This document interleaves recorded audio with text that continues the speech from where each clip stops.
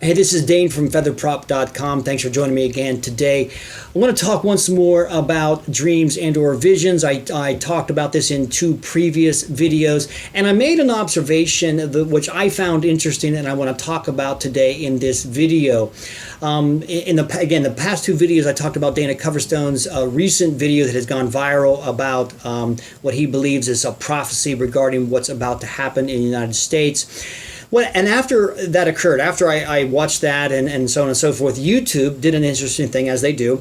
They began to suggest to me videos that I might like to see on my feed. And all of these dream videos began to pop up.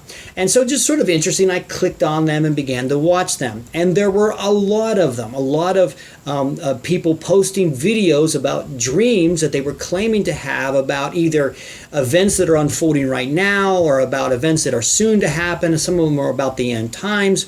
And again, I was just kind of surprised that there are so many Christians posting these dream videos. Then the thought occurred to me, why not go into these videos and see if I can identify the person's eschatology? Now, eschatology is sort of a fancy word. It's the study of last things or the study of end times. And so there are different camps, eschatological camps. I'm going to talk about that in today's video a little bit. But I thought, let me go in there and see if I can identify their eschatology. It's just kind of interesting to do that. So I started going through these video after video, bringing them up, watching the dreams that they were having or describing and so on and so forth. Some of them did tell me or gave me enough information in those videos to determine what their eschatology, what their end times theology was. Other times I had to go back into previous videos of them to see what they believed. And in some cases I couldn't make a determination. They didn't give me enough information. I just didn't know. But here's what I found interesting. Of the people who posted a dream that they were having, of the ones that I could identify their eschatology, 100% of them were dispensationalists. And I found that very interesting, 100%. Now, if you don't know what dispensationalism is, just kind of sit tight. I'm going to explain all of that a little bit. In fact, I want to kind of just talk about eschatology for a moment without arguing any particular point, without trying to criticize any particular point, just kind of give you an overview and talk about how I was able to identify these positions. Throughout the course of Christianity, there are three major eschatological camps. There are three major end times views, and all the ones that maybe have differing, everyone who has a different view or whatever, they usually fall into one of these three major positions. There's the premillennial position, the postmillennial position, and the amillennial position. Let me talk about those three things first. Now, as you can see from the three words, they all have something to do with the millennium or the millennial position. And that's the suffix of the word. A millennium is 1,000 years. And the Bible does talk about a 1,000-year period. In the book of Revelation, in chapter 20, which is one of the most challenging chapters of the most challenging book of the Bible to understand, it talks about a 1,000-year period. In Revelation chapter 20, verses 1 through 7, it mentions this 1,000-year time frame 6 different times.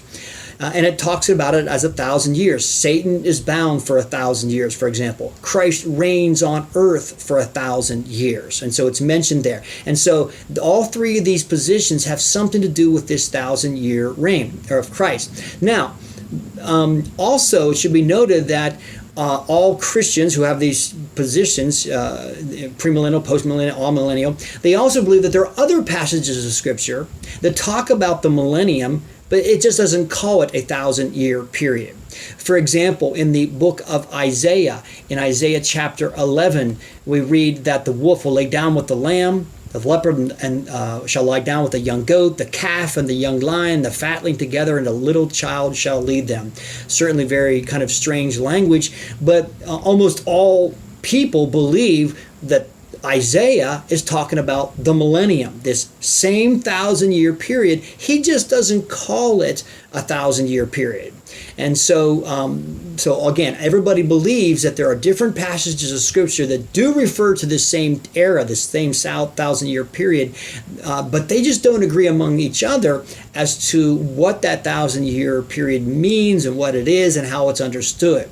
Now, let me talk about each individual view. The premillennialist, first of all, the name, the prefix of the name, pre, suggests something before, and that's exactly what they believe. They believe that something occurs prior to the 1,000-year reign of Christ.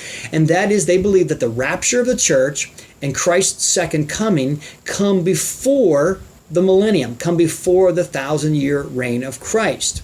That's the premillennial view. The post-millennial view, and you can probably guess what they believe, the prefix post means after. And so they believe something occurs after the millennium, and that is the rapture of the church and Christ's second coming. They believe that occurs at the end of the millennial reign of Christ, the 1,000-year period. Now, the amillennialist may need a little bit of explanation. The letter A in front of a word seems to negate it. It's not that they don't believe in the millennium. They believe something differently about it. For example, a theist believes in God. An atheist does not believe in God. But it's not true to say that the amillennialist does not believe in the millennium. They do. They just see it differently. The amillennialists believe that the millennium, this 1,000-year period, is figuratively understood. It's not necessarily a 1,000-year time frame. Most believe that it began with the reign of Christ and continues until the rapture of the church and Christ's second coming, which occur at the end. That sort of signals the end of the millennium. And so those are the three major views. I'm just going to want to talk about them without comment, without criticizing, without defending any particular view. That just summarizes the three majors. Now, of premillennialism, there is sort of a subset of premillennialism, and that is dispensationalism. Dispensationalism.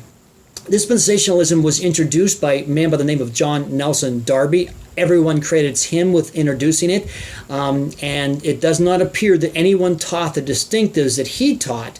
He lived in the 1800s, and he introduced this, I believe, in anywhere between 1830 and 1850. I'm not sure the exact year of when his teaching became popular. A man by the name of C.I. Scofield picked up on Darby's thoughts and put his notes in the Scofield Reference Bible, which popularized dispensationalism then.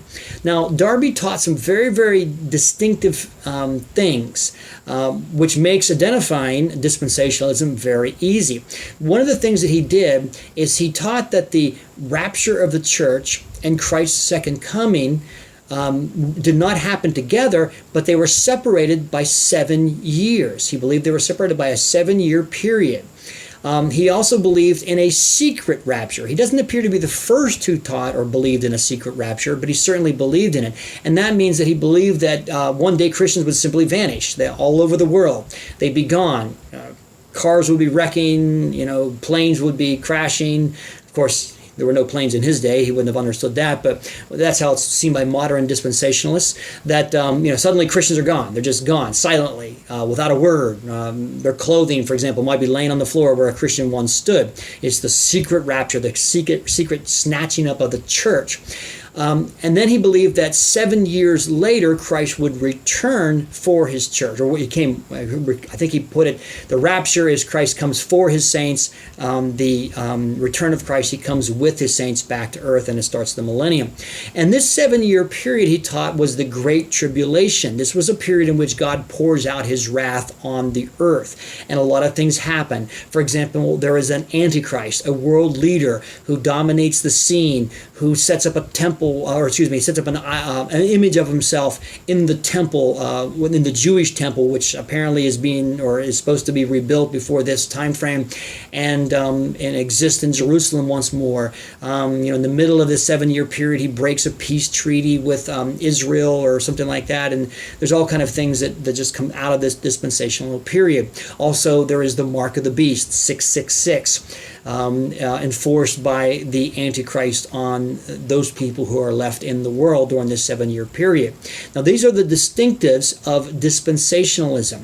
Now, because of their distinctives, it makes it easier to identify what they believe in. The Great Tribulation, for example, the 7 years of wrath, the secret rapture, for example, or the Antichrist and the mark of the beast that was coming, and so on and so forth. So now you may be watching this thinking, well, man, I didn't even knew I was a dispensationalist. As a matter of fact, that's how I thought.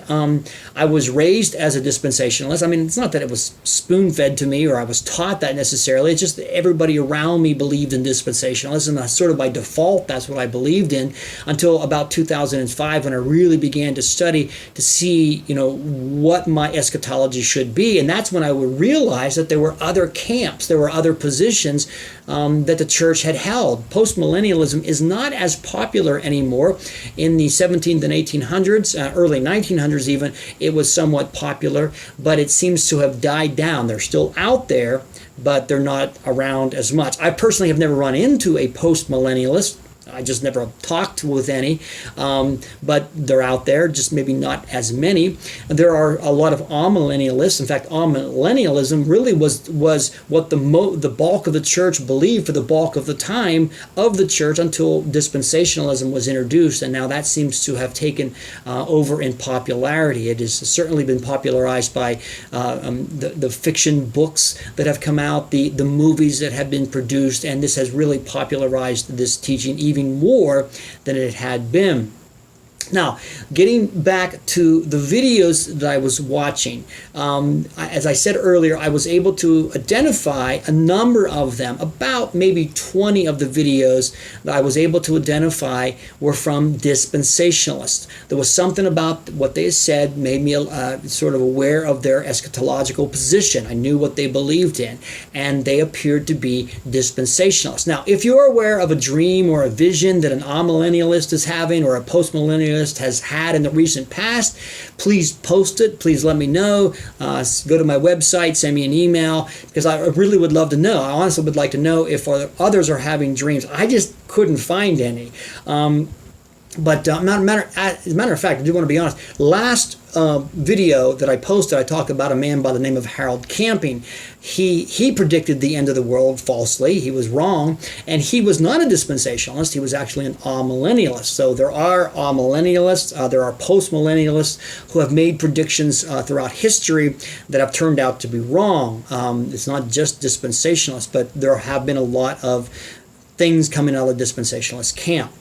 Now, if you are a dispensationalist, getting back to what I observed on YouTube, all these videos being posted by people who believe that either the end is near, the rapture is about to happen, or maybe a great revival is going to occur out. These dreams are sort of all over the map. There are people having dreams about different things that are going on.